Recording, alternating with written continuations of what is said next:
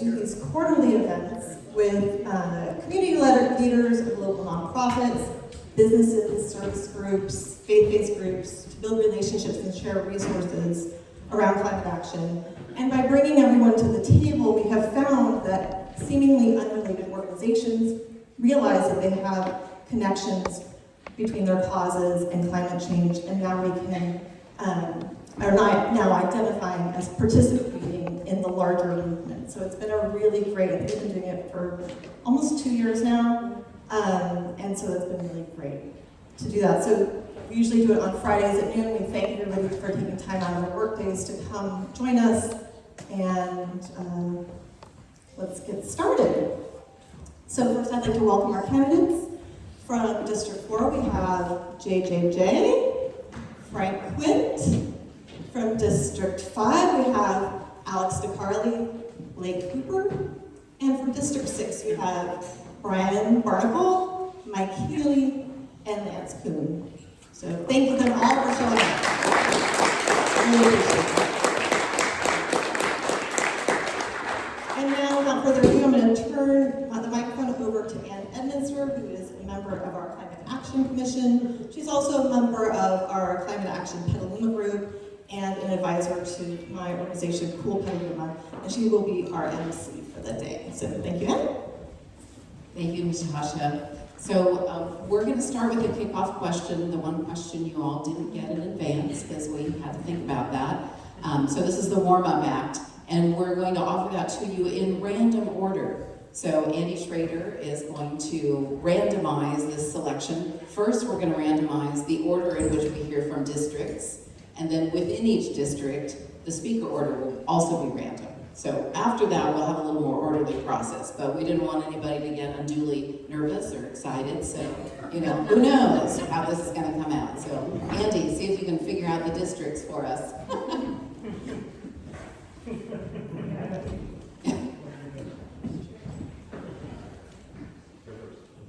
District 6. Okay, 6 starts.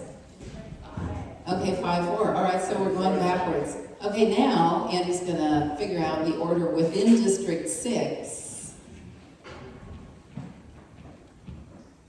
A new set of little random cards.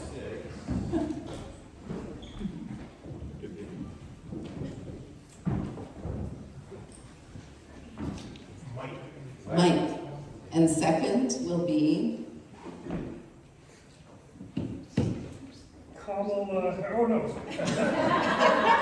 Lance.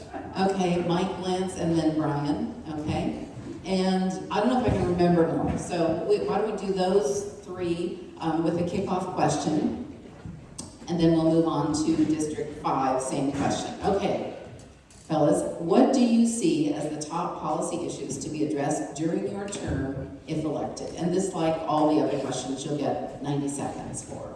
So, Mike, you're up. Oh.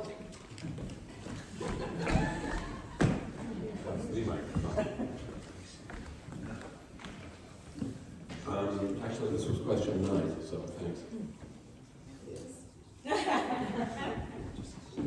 I'd say number 1, and thank you for the open book exam, but they were really tough questions. I'd say number 1, pursue an achievable crosstown connector. 2 is affordable housing. 3 is meaningful steps on climate change. And 4 would be economic development, including finding a way to stem the exodus of manufacturing businesses. Yes, my top 3 priorities. One is to stop the rezoning of downtown to preserve our historic district. I would like buildings that are built there to be in scale and to conform to our existing design guidelines. Another thing I would like to do is to make the city government more accountable to the public and listening to what the public wants to do. It seems like a lot of things are being done to people of Petaluma instead of done with the people of Petaluma. And my third primary thing is to expand and enhance our green spaces. I would like to make the Upper Petaluma River area into a park, and also do some complete streets with trees and separation of bike paths from things like that. So just running lines in the street is not enough. So those are my top three. Thank you. My top three issues are transportation, housing, and the economy. Transportation, because it's our largest source of greenhouse gas emissions. It's our opportunity to improve. It's also the biggest gripe we hear around town, either whether it's potholes or stuck in traffic. So we've got big work to do on transportation. Housing, because in the last 20 years, our housing prices have tripled. And 80% of the people who work in Petaluma can't afford to live here. And so that's itself a climate measure. And the third thing, our economy, making sure that as we add people to our city, as we as we grow, that we're supporting small businesses and creating a place where you can create a business, and we've got the revenue that we need to sustain our public services. Okay, now we need our order for District 5.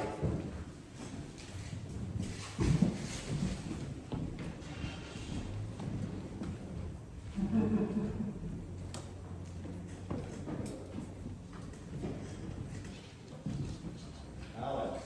Hey. And then Blake. Good afternoon. So 3 of my top policies is all this regarding. One would be lowering single occupancy trips and encouraging people to take more public transportation, as we have an excellent rail system now with SMART that's continuing to build. Our bus system is also growing as well.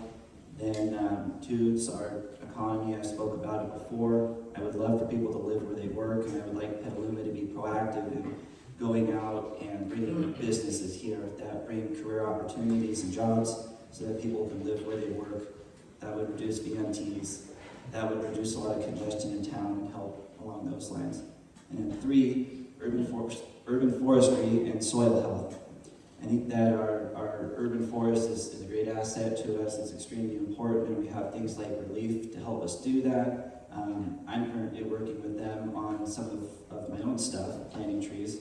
And then in regard to soil health, we can look at the local agriculture around here. They are masters of carbon sequestration and using incredibly innovative and effective techniques to take care of the environment.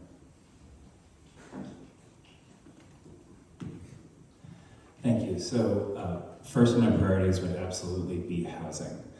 Right now, we need a significant increase in first-time homebuyer opportunities. We need an increase in the housing options that allow seniors to downsize should they choose to. We need row housing. We need affordable quadplexes, duplexes. We need the kind of housing that can look beautiful, doesn't require a huge lot size, and can really help people stay in the town they work. Over 60% of our greenhouse gas emissions in Petaluma just come from commuting.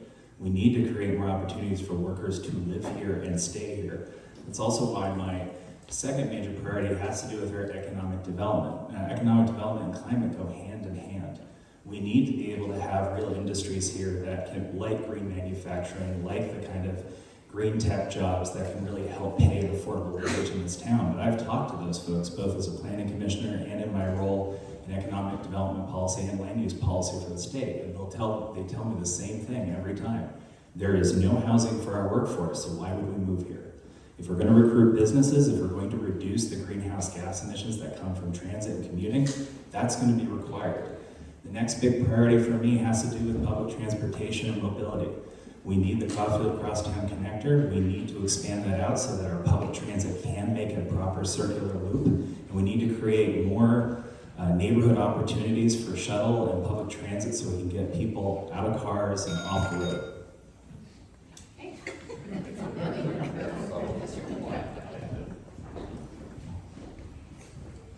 The future.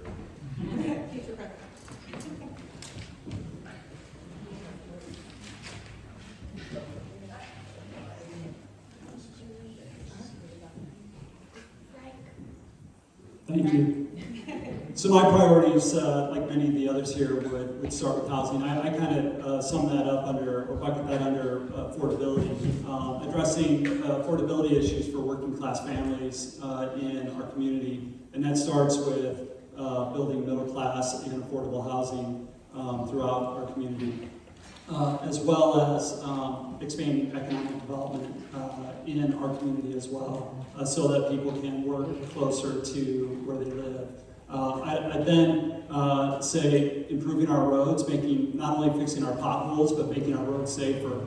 If you live on the east side and you live near the intersection of Caulfield and Eli, that kind of intersection feels very dangerous to most people. And not only do we need to make those roads better, but make them safer. With that, it also includes building out our active transportation network so that we can give people the option to bike and ped and scooter, or just give people options to get out of their cars.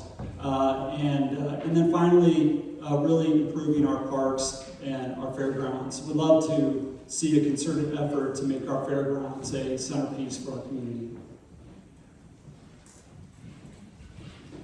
I'm JJ, by the way.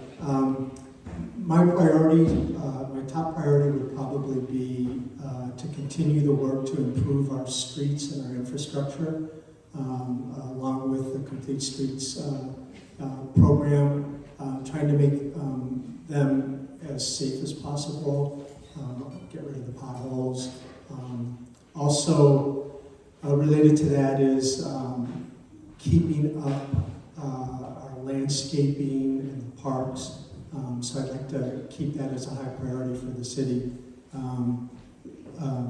In terms of bringing new businesses into town, from personal experience, I can tell you that the permitting process is enormously difficult. I'd like to focus more on easing the way to get businesses up and running in town. And those are my priorities. Okay, that was the warm-up act. Now we move on to the ranked questions as voted on by our attendees here today. So thank you all for voting.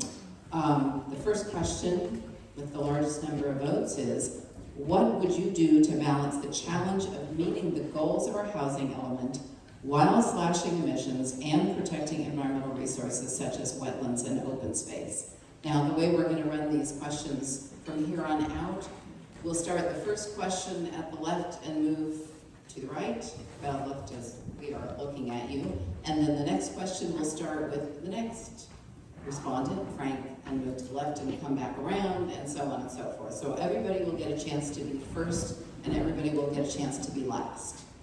So. This was one of the harder questions. Great. Well, let's make sure I understand the question first. So slashing emissions for our housing element, I guess I understand that to be especially for the built environment, how do we make homes, how do we reduce their emissions? These are homes that are built for some of the standards that we have. So what could the city do to encourage renovations, support electrification, and provide opportunity for residents to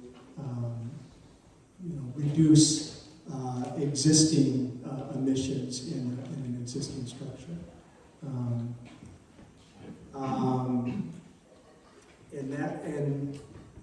And related to that is, as we look to sequester more of our of the emissions that are already out there, the more we can build green spaces, especially protecting the space around our wetlands, to help support the reabsorption of these harmful emissions. I think the city should definitely take a priority in that regard. Okay, thank you. So the housing element, dealing with housing and slashing emissions, I sort of put that into two different buckets. First, I mean, housing is critical. We need to, as a council and as a city, collect, feedback from our community, identify the areas that we want to add the housing, the infill throughout the city, focusing on available lots that exist today, as well as, previously developed lots that we can repurpose, whether that's residential or, pre-existing commercial lots that are really no longer being, that are fulfilling the purpose. And leave the open spaces open. Leave our parks open. As a community, we need those places to really to just exist. In terms of slashing emissions, I think again it goes to improving our transportation network to give people opportunities to get around without their car, but it also means helping folks electrify their homes. I went through a process myself where I electrified my home, and the fact that my panel connects underground to a connection across the street made it impossible for me to fully electrify, and without spending another $50,000. And so as a community, we need to look at those kinds of things and figure out how we can help our community reach their goals.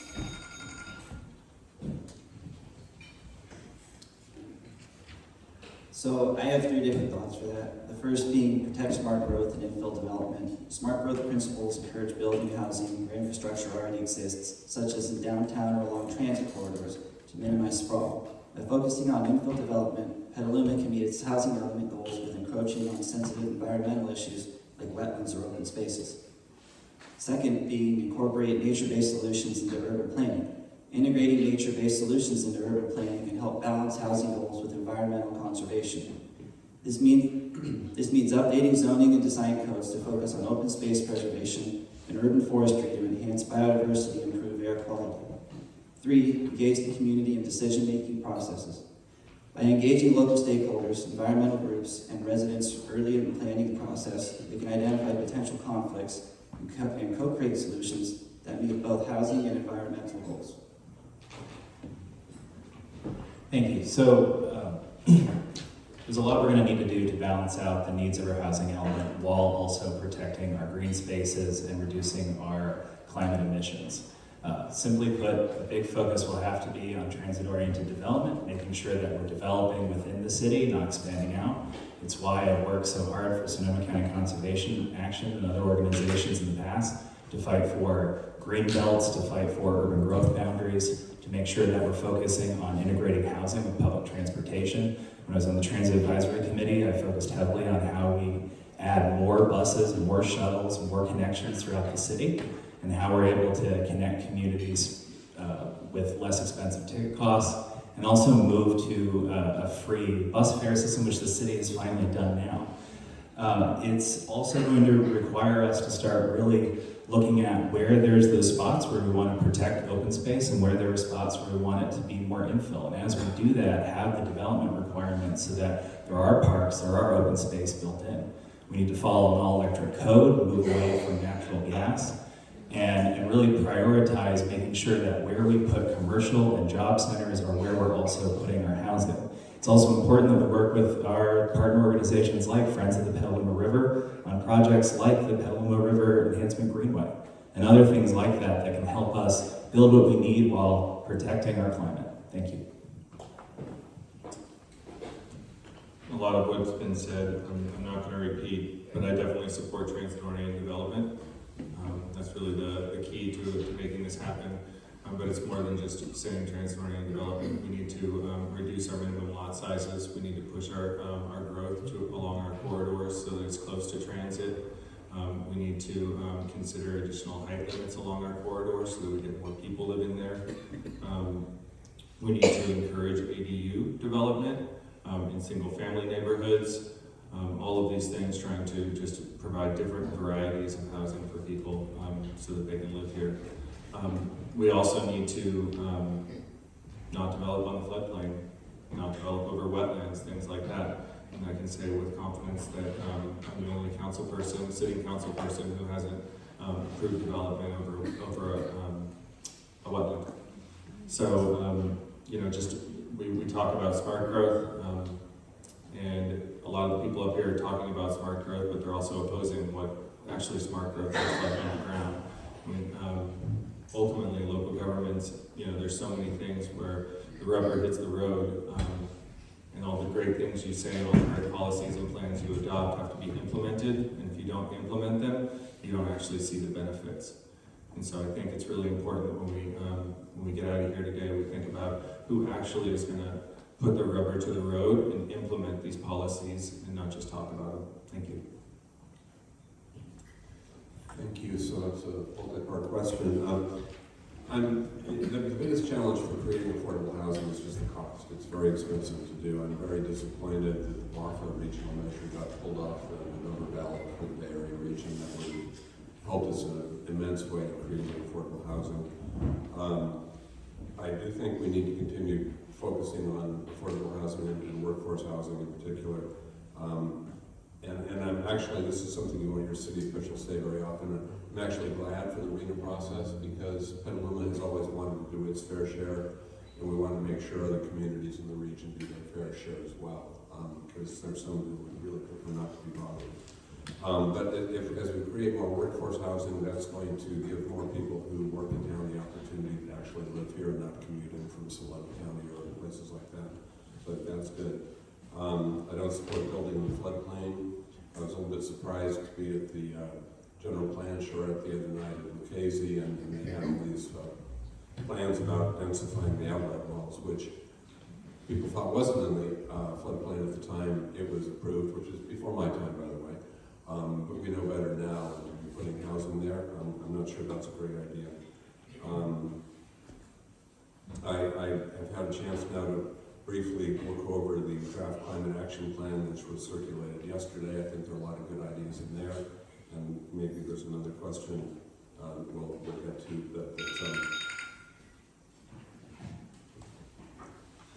Okay, I definitely support not developing anywhere near repairing corridors in riverbanks.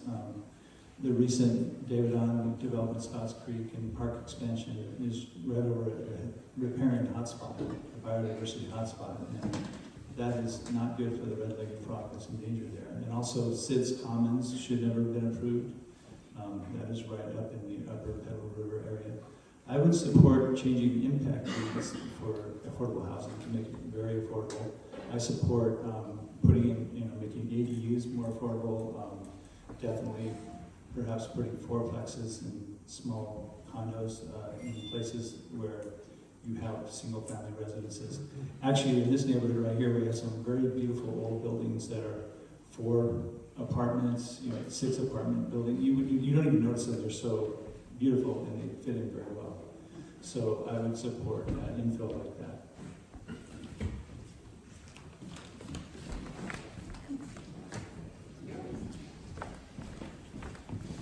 Okay, the next question is, and this will start with Frank.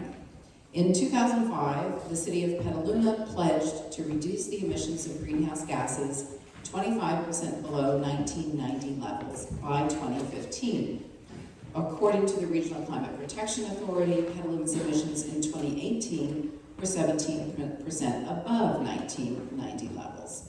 In your opinion, why has Petaluma consistently failed to meet its climate targets in the past, and what would you do to ensure this doesn't happen in the future?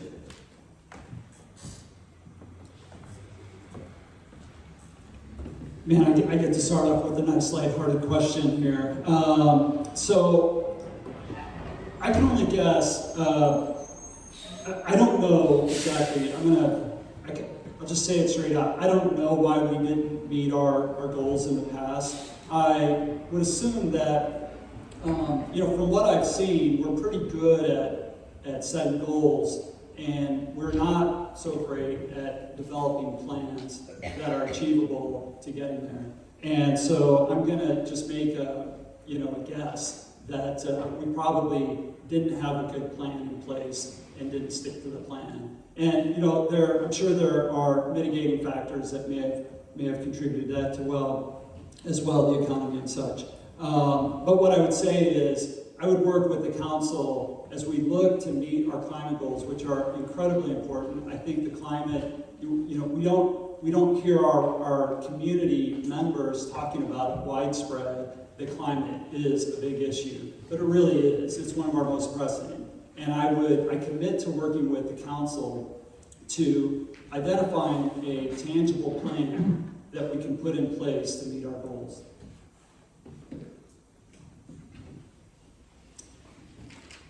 As Petaluma has grown and home prices have increased, employment opportunities have not kept up, nor has the working class housing stock. This combination of factors has translated into a greatly increased commuter focus for our town. For more people than ever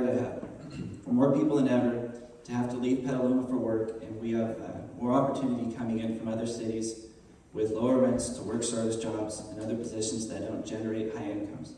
I think we need to address this commuter-driven emissions issue with a number of strategies. One, to improve bus services and smart train usability wherever possible, so this is a viable option for commuters. Two, proactively engage employees to locate in Petaluma while also engaging affordable housing developers so that we have jobs and housing we need for Petalumans to more easily live where they work. I think there is a consumption issue here too, but that is really addressed through a culture that reduces consumption and advocates for more consciousness around these issues. I think that our city leads the way on this front with organizations like Cool Petaluma, and we need to keep building on those successes. So our city has been leading the way on this front. Cool Petaluma is one SDAT with our design, with our approach to improving design. Our most recent gas station ban and the emphasis on moving to more reusable fuels in our transit. But as others have noted, and as I brought up in other answers, and as a commuter as well, we do have a significant problem with how we bring back so many of our workforce, so much of our workforce that is commuting in and out of town, how we better connect Petaluma to the rest of the region. You know, I originally helped campaign for SMART, and one of the things that we talked about at the time was how it was going to become the regional spine for so much of the area for transit to branch off of. In the years that have followed since it passed, a lot of that work, and I'm not going to point fingers at anyone, it's been difficult work, but a lot of that work hasn't gotten there yet. We need to add better connections not only to SMART and our overall transit, but we need to look at increasing the overall simplicity of access. This is why we need shuttles in neighborhoods. This is why we'll need things like the Caulfield Connector to really bring transit as a circular loop in town. You know, we're also talking about getting people out of cars, and our sidewalks are in terrible disrepair. It's one of the things I talk to people at the doors all the time, which is why we're going to need to probably bring sidewalk repair back into the city to help make us a real walkable community. And finally, we need to bring in incentive structures for our housing because we're not going to get the industries and the jobs we need until we have real housing throughout our neighborhoods. Thank you. As I said in my last one, it's about implementation. Just well done is better than well said. And the reason why we've been missing our targets is because we set big plans and we don't implement them.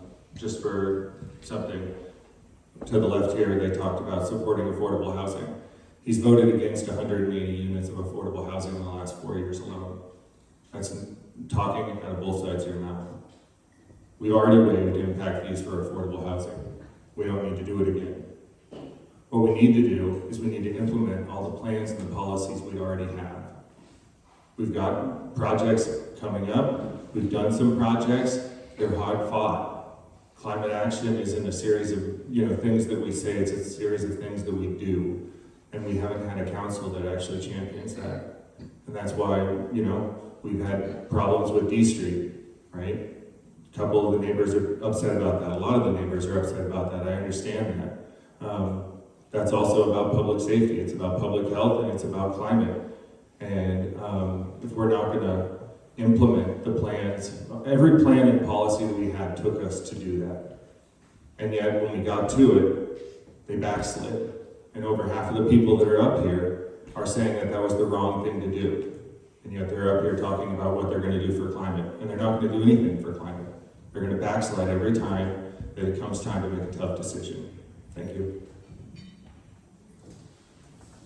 So let me explain the two votes on the two affordable housing projects which Particle raised. They were both by right approval, so the council did not have the ability to vote up or down on whether the projects were going to be built. One of the reason I voted against providing financial support to them is because of the grossly inadequate parking. One of them was going to offer 0.4 parking spaces per unit. The other was going to offer half a parking space per unit.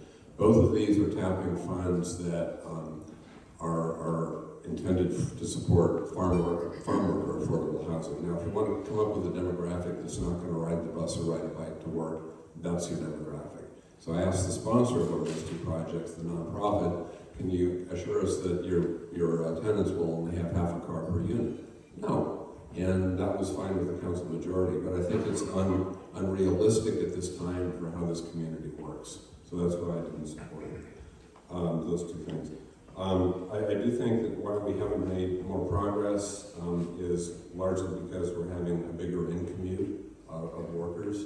And we're going to be challenged because we're not going to be able to be enforcing our electrical-only ban because of the unfortunate Ninth Circuit decision coming out of Berkeley. So we're going to need to overcome that. Yeah, thank you. So I think one of the reasons that we have worse traffic over the years is we have cookie-cutter developments like Target Center and Deer Creek that are your classic drive-to shopping areas. They're not live-work, they don't have housing incorporated, they're not some central square that people want to go to. And actually there's several places that are often empty in those shopping centers. So I consider that bad planning.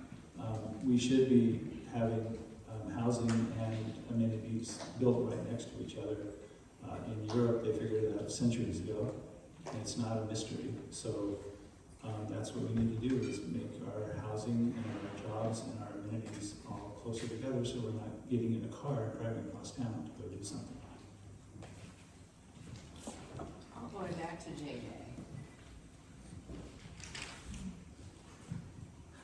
So, not being a part of government this past decade, I have no idea why the city failed to meet its emission reduction targets. At first, when I thought about this, 2008, we had a bit of a recession. Did that play into it? I honestly don't know. I would defer to those that were part of our government at that time as to why. How to avoid that or how to meet our goals in the future, I've started reading the Blueprint for Climate Action, and in there I see a bit of structure and planning that I think actually can help. I'm actually pretty impressed with some of the organization in the document that shows concrete ways to actually achieve some of our emission reduction goals. So unfortunately I can't speak to why we failed, but I certainly see attempts and roadmaps for how we can succeed in the future. I think that document's a pretty good start. And I guess it's still only in draft form, so it looks good. Thank you. Okay, the next question, where we'll start with Alex. In Sonoma County, the transportation sector is responsible for the largest percentage of activity-based greenhouse gas emissions, nearly 2/3. I think you're all very aware of that, as based on your answers so far. But have you had any involvement in addressing this issue? And what are your plans regarding future Petaluma transportation projects?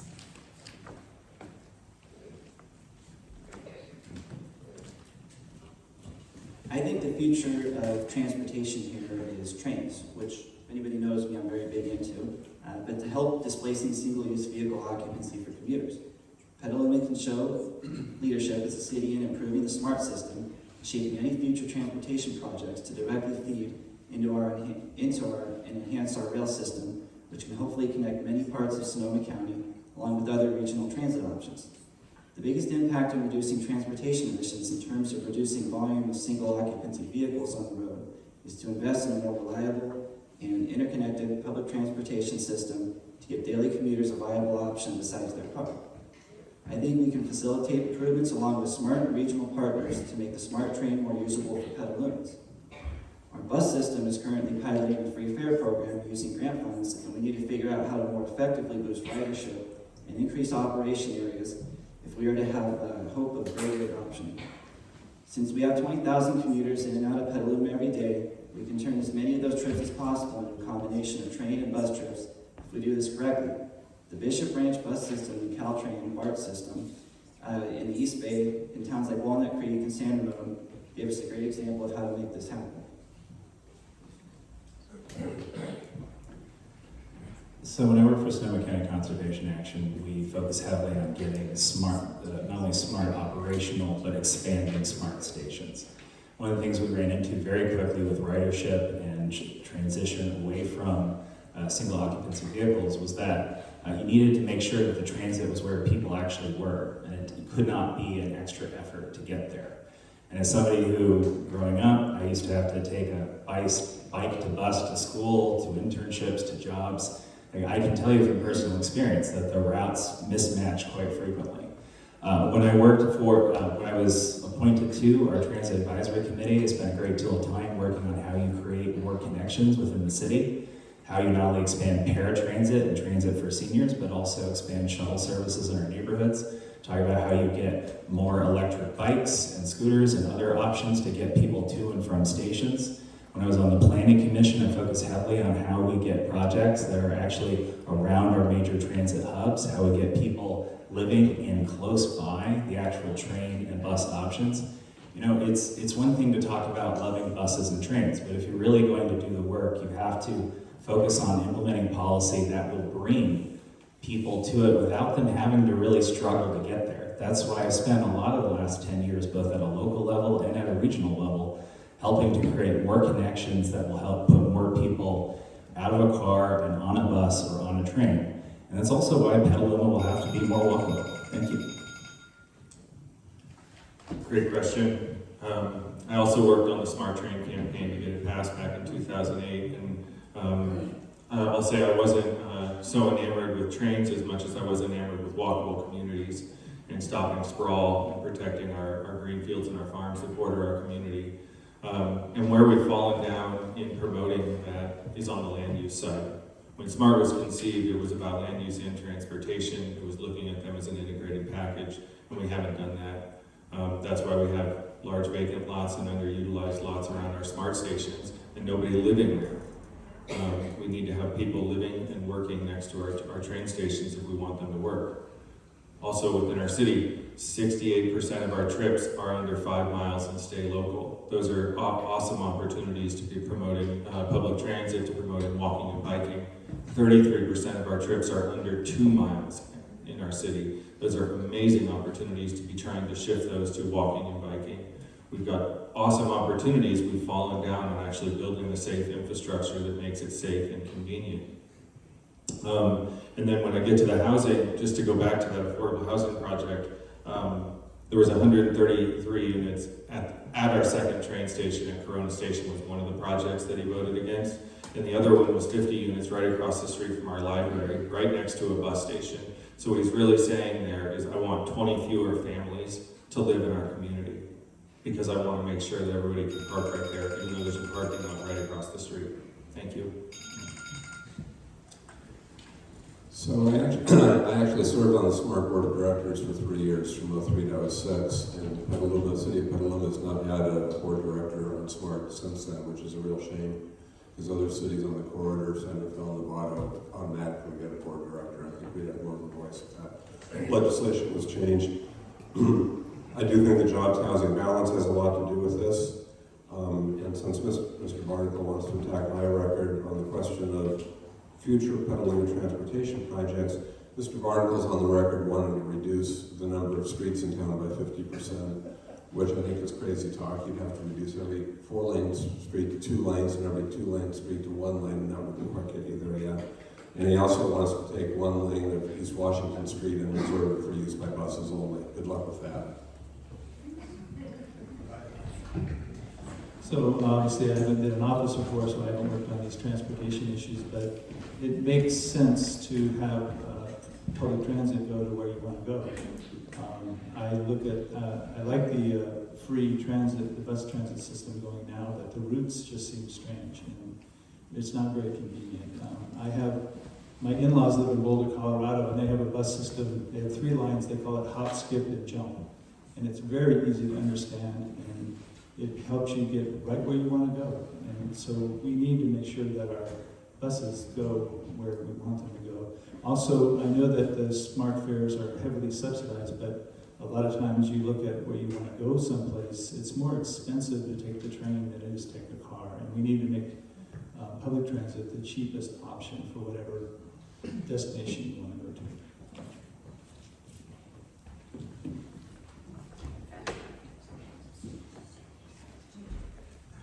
Thank you. So unfortunately, I was probably part of the problem with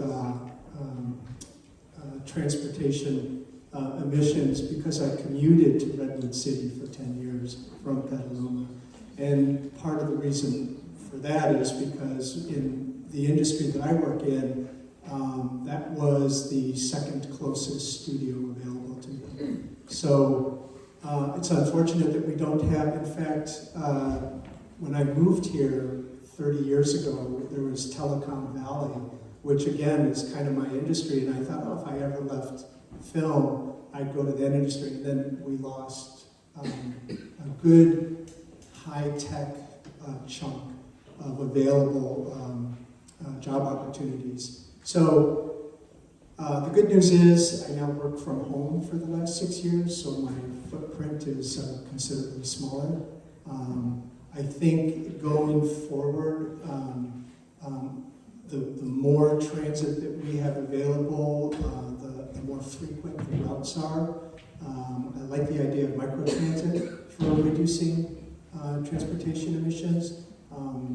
I tried to use Lumago, or I signed up for it, only to discover, unfortunately, that I'm outside the area that it covers, so that's not an option to me. But I think that we have, we're working on these new transit options to help.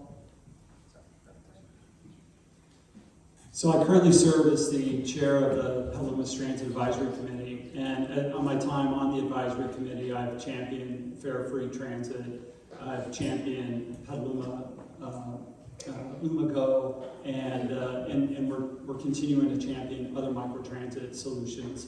Also, while on the committee, we're continuing to fight to make the system more green and more efficient. So electrifying our buses, as well as working with our city staff to make the routes as efficiently as we can. I've also spent time working, I've also, during that same time, I've been part of Petaluma's Pedestrian Bicycle Advisory Committee, where we're continuing to fight for our communities to make our streets safer, make our sidewalks safer, make our bike lanes safer, to continue to give people alternative forms of transportation to get out of their cars.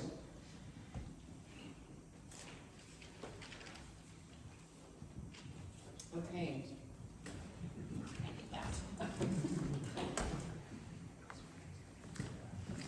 Actually, maybe I don't need this. When I was a kid, my mother would shush me in church and say, "Aunt Virginia, your voice carries." But we won't test it right now. The next question, and by the way, in case you wondered what our little conference over here was in transparency, we had several questions that were equally ranked, and we decided to shuffle them a little bit just to get on some slightly different topics. So they're still all equally ranked, the next three, and we probably will only have time for, say, 2 of those. All right, credible research indicates that we can expect an increase in sea level of up to 10 feet by 2100, which is within the lifetimes of many of our school children, and considering increasing life expectancies, perhaps even some of those present. What actions do you propose to help the city adapt and become more resilient? Thank you. So while I've served on the Planning Commission, there are 2 things I've championed pretty aggressively that touch on this. One is making sure we are not building in floodplains and floodways, but the other thing has been modeling future sea level rise. So we're doing that right now. City staff has actually listened to us to a pretty good degree when it comes to bringing in modeling software that the Army Corps of Engineers uses to help us assess in our next general plan and assess in future maps where flooding is likely to go. As a city, we need to be forward thinking when it comes to flood modeling. We need to be looking at how that will likely impact our development patterns and start proactively moving development away from those locations. We also need to make sure that we have done everything we can to clarify our design guidelines to make sure that we are ensuring that there isn't any ambiguity when it comes to developing in a floodway or a floodplain.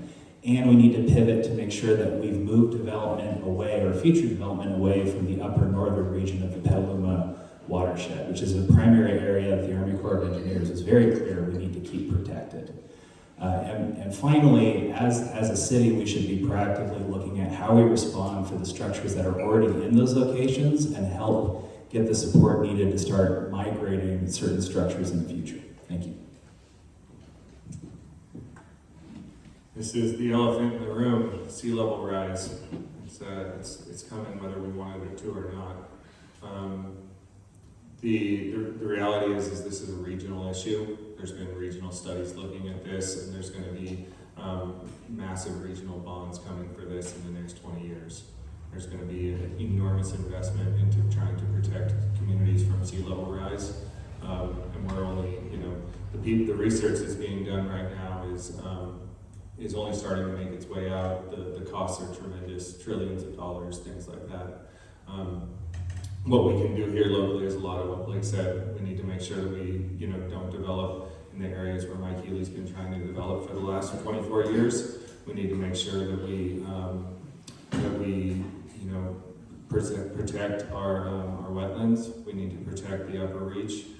We need to look at pumping solutions for our downtown and making sure that we're fortifying those resources.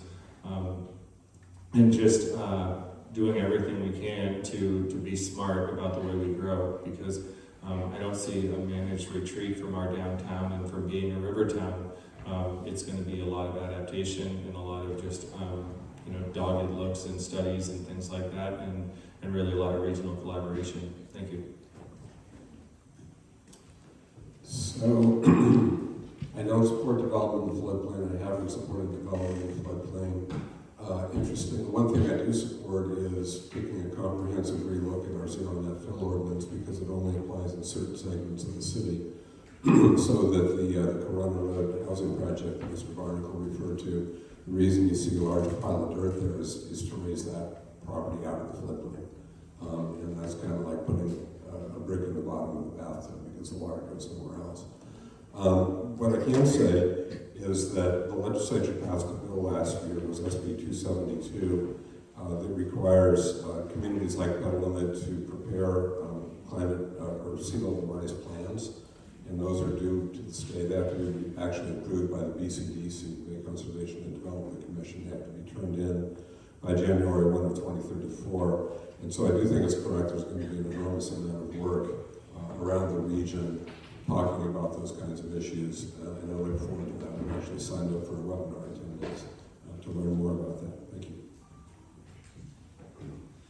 So I went to the open house with the Planning Commission did at the Casey Center the other night, and I saw that on the 15-minute city centers, one was the outlet mall they were proposing, and the other one was actually on the other side of the upper Petaluma River, which is currently undeveloped. And it's just hard to believe that they're even asking the question whether we should be developing there. It's just silly. We should be taking whatever green spaces we do have and rewilding them and getting biologists to help restore them. A lot of these things take 50 years, 100 years to fully restore. I did a lot of work with the Sonoma Land Trust and them trying to restore some creeks that were degraded by cows.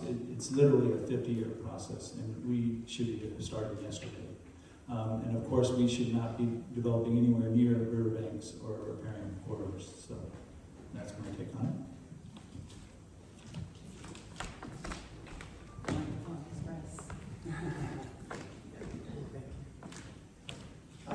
Again, I feel a disadvantage having not been in government prior. I'm not aware of some of the things these guys are referring to.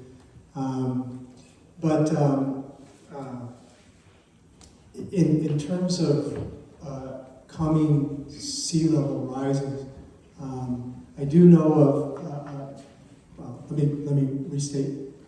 There are mitigation factors that we could look at. I was talking to a property owner just south of Petaluma who's owns quite a bit of the marshland right on the river. And given that we're a tidal slough, he's looking forward to the future when sea levels do rise. What is he going to do to protect that land? So he's already talking to a developer about how to come up with a mitigation plan for as that water rises.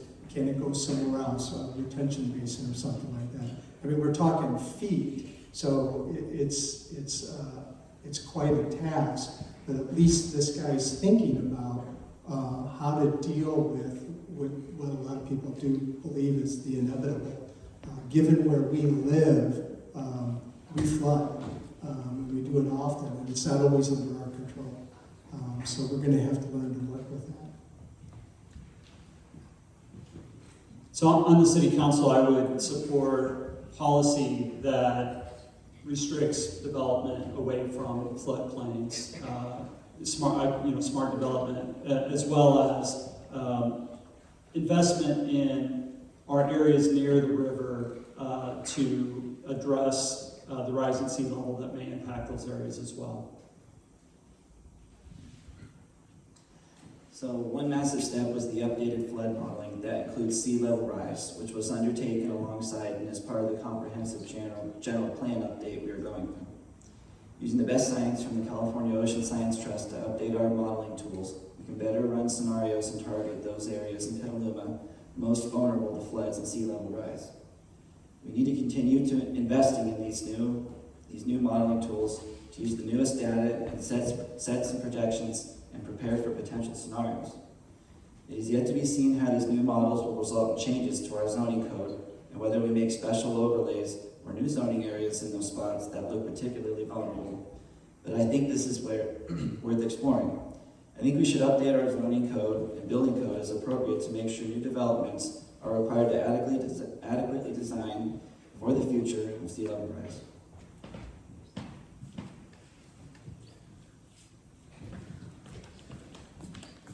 I knew I'd lose track somewhere along the line. Okay, next question, and we will start with Brian, right? In what ways do issues of equity and climate change overlap here in Petaluma, and how can we best address the needs of our frontline and disadvantaged residents related to climate impact? I'm going to go with a few here. Housing, obviously, when you're forcing 80% of the people who work here to live in a different city because they can't afford to live here, they're spending more of their money on transportation, they're creating more emissions, they're spending, and it's something we can do something about. And that's why it's so important that when we get affordable housing projects that come forward that are right next to transit, that we approve them. The second thing is protections for tenants. I've lived in a lot of different rental properties in Petaluma, and the last 4 of them had gas stoves and didn't have functioning ventilation hoods. I think we need to look at indoor air quality for tenants and making sure that we're not forcing tenants into a situation where they're living with toxic air in their facilities. And the third thing is wildfires and the air quality around wildfires. And we know that disproportionately impacts people of color. It disproportionately impacts people in our wine industry. And we need to be pushing for hazard pay. We need to be pushing for air purifiers and things like that, because when it really hits the fan, it impacts the people of color, low-income people far more than the average person. Thank you. So I would agree that lack of workforce housing in the community is impacting equity issues quite a bit, and that's probably the biggest single thing. I agree with Brian on that. I would also say in terms of our more economically challenged neighborhoods, they don't have the tree canopy that the more established neighborhoods do in town, and I think that's something the city should be focusing on. It's a little bit of a challenge because unfortunately some of those neighborhoods, especially on the inner east side, were built without sidewalks deep enough to allow for planter strips, and so you can't have trees in those planter strips like you do on the west side and other newer neighborhoods. So those would be the biggest things, I think, for me. Thanks. Yeah, I think improving the overall quality of environmental health in town would, of course, help everybody. And also, affordable housing is an extremely important issue. So those two items should be addressed. And also, just in general, just getting more trees. Relief is planting tons of trees, and hopefully they can continue to do that and get it throughout the town. Our tree canopy in this town has been very pathetic, actually.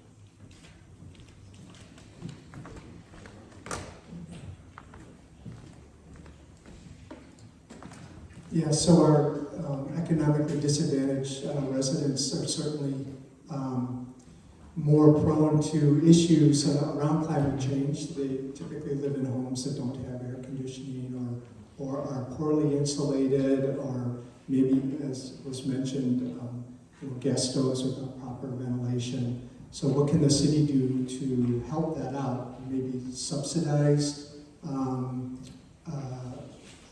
the ability to do upgrades to bring those homes to more current standard. I love the idea of helping out with canopy trees, the relief program. I don't know if they have trees that tall or will grow to that tall, but it's a great idea to help provide more shade area for neighborhoods that might not have it. So I think those are programs to keep in mind and think about. I think the overlap between equity and climate is really access to resources.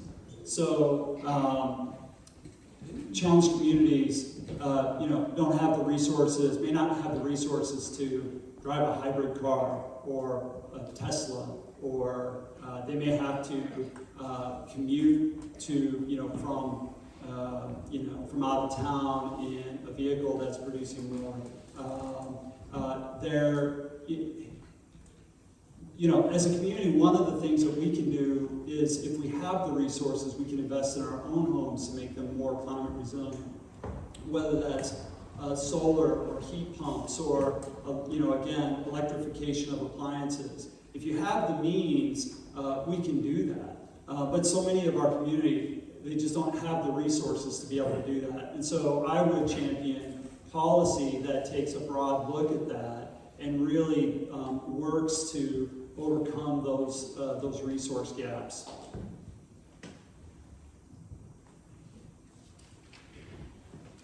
So I feel that disadvantaged communities often live in areas more vulnerable to climate risks, such as neighborhoods with less tree canopies leading to urban heat islands, inadequate infrastructure to handle flooding, or proximity to high traffic areas that increase exposure to air pollution. In Petaluma, these residents are more likely to face the brunt of rising temperatures, wildfires, and changes in water availability. We must prioritize these communities when designing climate resilient plans. I think that we really need to have more collaborative governance, ensuring that disadvantaged residents have direct input on climate strategies by creating an advisory board of committee members most impacted by climate change. So when we're talking about the impacts of climate change and equity, the other big component of this is how we handle the transition that we're making and how we do it in a way that not only helps those who are most impacted, and let's be honest, we're talking about our workforce, our low income, and at this point, really anybody making under about $150,000 in the city, and also our communities of color who are heavily impacted and are often required to live in condensed conditions because you have multiple people trying to rent the same space just to be able to afford to be here. So just as many have stated, housing is key, but also how we're protecting tenants, because we are talking about a lot of renters. I've been a renter for most of my adult life in Petaluma. I remember the unit that we had where the monoxide detector would go off constantly because we didn't have adequate protections or requirements in place that we need to have for our rental units and structures. We need to keep in mind when we move away from all natural gas, when we start doing renovations for all electric, how we help those folks first, the folks who can't afford to do this on their own. The other issue is food. Nobody really wants to talk about that here a lot of the time, but yes, while we absolutely need expanded urban forestry and an expanded tree canopy, what we also really need is expanded urban gardens and food production, a lot like what Petaluma Bounty does, and a lot like what happens in one of my favorite parks right off of I Street. We can work aggressively to expand this throughout the city. Thank you. Okay, next question. I'm going to do less running back and forth. By the way, I want to mention another group needs to come in here at 2 o'clock sharp to set up for another event. So we are going to wrap and shoot you all out promptly at 1:30. Feel free to help us with the takedown of tables and chairs. So we're going to have one more question that goes all the way around. That takes about 10, 12 minutes. And then we will give each candidate 30 seconds, maybe 45. We'll kind of see what the clock says at that point, to make any concluding remarks and encouraging them to tell us, why did they run? Politics is a zoo, so what the heck?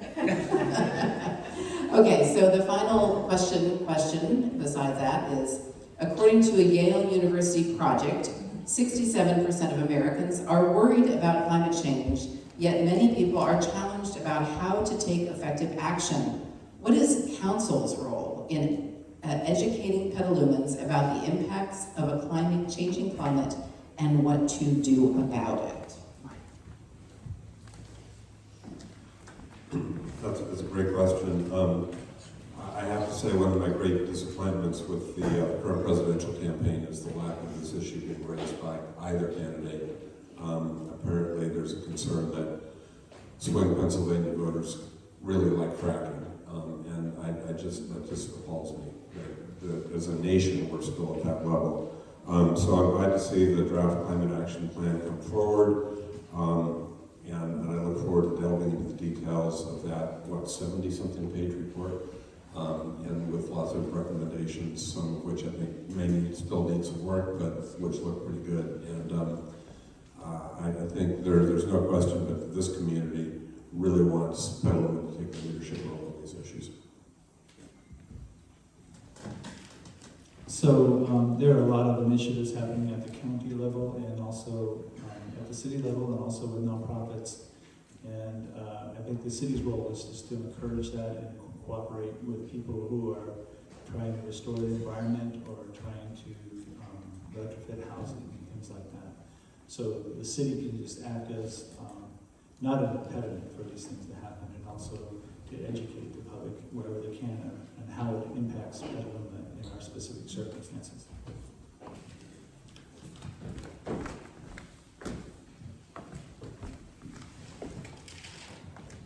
Yeah, I think the city is uniquely positioned in our community to help for advocacy and marketing and education on climate change and what people can do about it.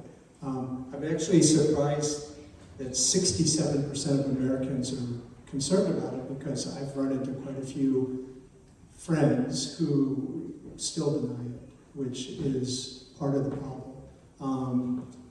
I know, if you're arguing with family members that climate change is even an issue, that's a challenge for what are you going to do about it? So I think the city's in a great position, and I think they've actually done some really great work already on educating our community and moving us in a positive direction. I would agree that a lot of the work that we've done here in Petaluma has really raised the issue. The blueprint for neutrality, there's a lot of stuff out there, and it's getting the word out. However, when I'm out knocking on doors in District 4, climate, it never comes up. When I talk to people in my district about what issues are you concerned about, right? It's things like landscaping assessment districts. It's the Creekwood development. It's road safety. It's potholes. It's battery safety. Nobody talks about climate when you go to their door and you ask them what their biggest issue is. And so I think that is a telling sign. And as a council, we really need to be aware of that. And as we're trying to advance healthy climate policy, we need to be aware of that and do it in such a way. I think Blake talked about it a moment ago. Like, making that transition is going to be a challenge, and we need to do it in a thoughtful way that considers the impact on people. Thank you. So I feel that Petaluma leads the nation as a city in terms of recognizing climate change and taking civic action. I think we need to keep our current efforts going strong and also continue to strengthen relationships with groups like Cool Petaluma, Daily Acts, 350 Petaluma, and others. Culture change should be led by our community groups. Culture change led by our community groups would be most effective, not just from local government. I think the council should be supportive of these groups and our role as private citizens from council to continue to elevate visibility of these groups and their efforts. And education about climate change should inform our local government decisions. But I think we educate most people and shift culture most effectively when those efforts are led by a diverse amount of community members and nonprofits. So Petaluma has absolutely been a leader, but I think what we're running up against now is the limits of where we go next. We've had remarkable policy drafted and recommendations, and now we're looking at how we address implementation and bring even more people along. The real answer is this is about partnership between the city and the public, showing what things are within the role of the city and regulation, what things we need the public to help with, how that supports what we're doing, and what those tangible, meaningful outcomes are, especially for everyday working people who just won't have enough time to dig into some of these issues. That's why it's going to be so important that we fully, as a city, and this is something I want to prioritize, fully integrate climate mitigation policy, our draft blueprint, within our next general plan, our building code, our implementing zoning ordinance, making sure that we're putting teeth in these policies, not just recommending them, not just putting them as something to guide by. And it's also going to require that from there, we work with groups like Cool Petaluma to start bringing in folks to show how their everyday actions can support those broader goals. It's going to be important that we really show action and response as we do this, so that people don't feel like it's just been imposed. Because as I've been walking, I've also noticed that people struggle with how their individual actions can help support the broader climate movement. And I think this partnership between the city and the public and showing the clear delineation will be important. Yeah, I definitely agree that our community wants us to take climate action, and I think we've done a good job of raising awareness of climate as an issue. We've got climate on our electric vehicles now. It says climate ready. We've got that on our email signatures. We've got Cool Petaluma that's, literally bringing people together and talking about every aspect of climate. We also need to implement things. And we need to show people what climate action looks like on the ground. And I just keep going back to that because that's been where we've fallen down. That's why, despite our best intentions, our emissions continue to rise. And so when we think about what the council's role is, it's standing up for climate smart decisions and calling it what it is, the way our mayor has when he made the decision to vote for D Street. And not taking easy political cheap wins so that you score votes in the next election, but actually doing the thing that's right for future generations, for our kids, because it's not easy, but that's what climate action is, and that's what the council needs to do, is to show leadership on that and stand up for the right thing.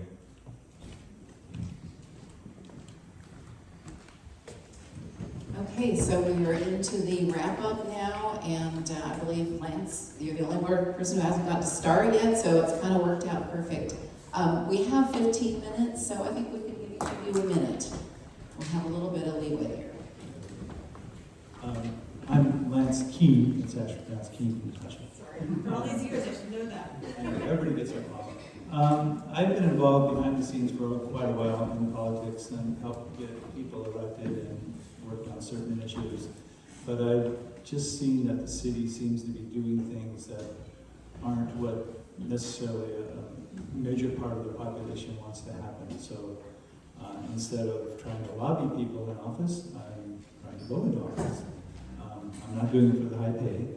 So, and I just think we should preserve the character of our downtown. We should grow in a way that helps make affordable housing happen, but not do it in a way that changes the why people come to Petaluma. I actually had a gallery downtown for 15 years, and I'd often be there on a Friday or Saturday night, and I felt like I was in the middle of a big party because people love coming here. And I would like to keep this town very nice, so that's why I'm running.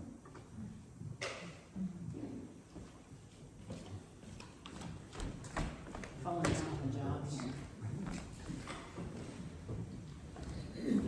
Yeah, so I'm JJJ. You didn't see it on the placard there. Thanks for getting my last name correct, last place. This is my first foray into politics, if it's not obvious. I've been I'm a resident of Petaluma for almost 30 years now. I have been involved in the community. In fact, I was relating to someone today that for the past 12 years I've been actually working the elections as an inspector. And I realized when I dug deep into what a city council member makes is you actually get paid more for one election than you do 4 years working on city council.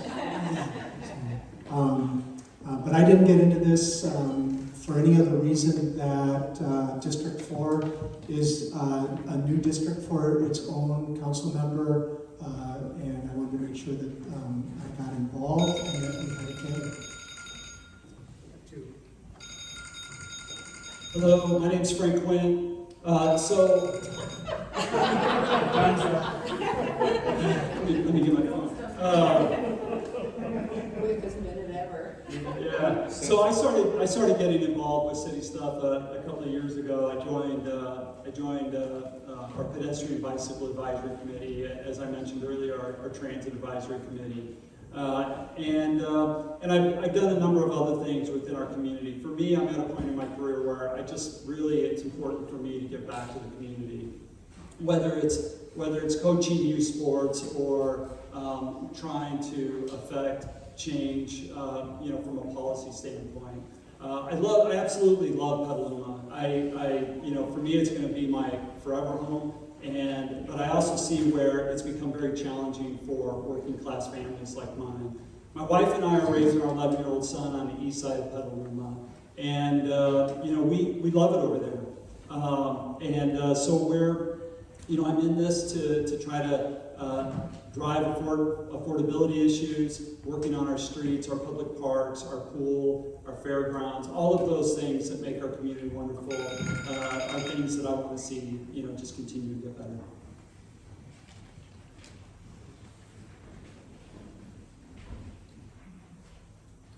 So I come from an old family here in Petaluma. We have a lot of heritage, and so I care deeply about this town. I always have, and I intend to live here for the rest of my life. So I want to make a meaningful contribution to it. I want to give people a voice that I felt haven't had one for a very long time, and I just want to contribute as much as I can. And like it's been said, it's not for the high pay. But I want to take a quick second. I was sad this question wasn't asked about what we do personally, for the environment. And I think that starts at home with little things that add up into what I think is a lifestyle. We don't use old practices anymore. I use glass bottles all the time. I reuse them. Shoes, I wear them until there's holes in them. I still have the same truck I've had for the last 20 plus years when I was 14. And so anyway, thank you all for listening to me today. Hi, my name is Blake Hooper, and I've lived in the 5th District. I've lived in Petaluma pretty much my entire life. I grew up off of Pavilion Drive to working class family, and I grew up with working class folks.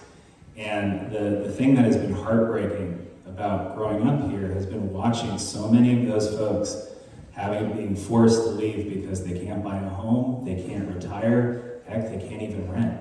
My wife and I, who intend to raise a family here, who want to live here for the rest of our lives, we've been through the gambit when it comes to renting in this town. And and just trying to keep your head above water. And we both have full careers. I've spent a lot of time engaged in this community just because I've been trying to make this a place that can still be multi-generational, that can still support working class people. I work for the state senate. I used to work for Congressman Jared Huffman, helping constituent affairs. I serve on the planning commission. I used to work with Sonoma County Conservation Action, fighting for green belts and urban growth boundaries. And I've just worked sincerely very hard to try and fight for people in the city. That's why I'm running. I hope to earn your vote. Thank you. Thanks everybody for coming, and thanks to our hosts. I'm Brian Barnacle. I'm running in District 6. I ran in 2020 because I was watching our council members approve development of the wetlands and making boneheaded moves that were taking us in the wrong direction. Over the last 4 years, we've taken a lot of steps in the right direction on transportation, on housing, on our economy, you name it. And I want to keep that moving forward. And I'll be honest with you, this feels like a referendum on progress, on climate progress right now. The two people that I'm running against are literally right now opposing climate smart decisions. So if we want to keep moving forward, we need to elect the right person, because it's not just going to keep moving forward. We've made this progress because of the leadership of our council, and we need to continue that. Thank you. Thanks. I'm Mike Healy, running in District 6. I've been doing this job a while, and my stock answer to the question of what it's like to serve on the Petaluma City Council is it's like trying to get a refreshing drink of water from a fire hydrant. But I love the job, and I still feel I'm contributing. I am currently the first Petaluma City official since Helen Putnam to serve on the statewide board of directors of the League of California Cities. I think the overlay zone proposed for downtown is a horrible, horrible mistake. It's not needed to meet our RENA numbers to satisfy our state housing needs. And I would just say, in response to Mr. Barnacle, you can't claim to be a climate champion if you want to reduce the roads in town by 50% and force everyone to be in a traffic jam all the time.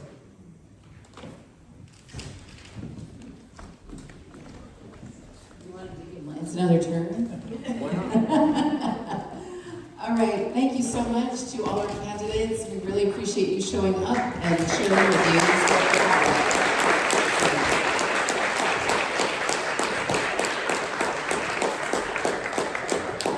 Now, if everyone could fold their chair up on the way out and